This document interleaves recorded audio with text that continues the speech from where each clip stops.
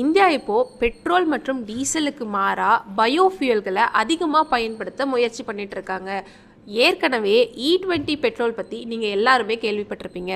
அதாவது பெட்ரோலில் 20% எத்தனால் கலக்கப்படுறது தான் E20 பெட்ரோல்னு சொல்கிறாங்க. இது மூலமாக வெளிநாடுகளில் இருந்து நம்ம வாங்கக்கூடிய கச்சா எண்ணெயோட அளவை குறைக்கிறது தான் கவர்மெண்ட்டோட நோக்கமாக இருக்குது. ஆனால் இப்போ அதில் ஒரு புது பிரச்சனை உருவாகி இருக்கு.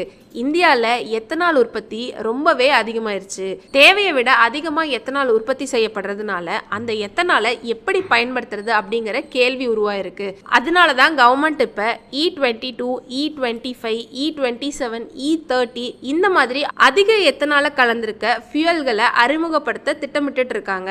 இதோட மட்டும் இல்லாமல் ஃப்ளெக்ஸ் ஃபியூயல் கார்களை கொண்டு வர முயற்சி பண்ணிட்டு இருக்காங்க. இந்த கார் எல்லாமே எத்தனால் அதிகமாக உள்ள ஃபியூயல்லையே ஓடும். ஆனால் இதில் ஒரு சிக்கல் இருக்கு.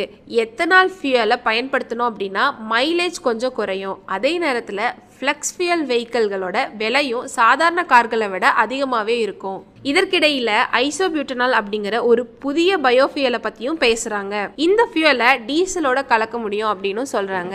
இந்தியாவில் அதிகமாக பயன்படுத்துறது டீசல் அப்படிங்கிறதுனால இது வெற்றி பெற்றுச்சு அப்படின்னா பெரிய மாற்றம் ஏற்படலாம்னு நினைக்கிறாங்க.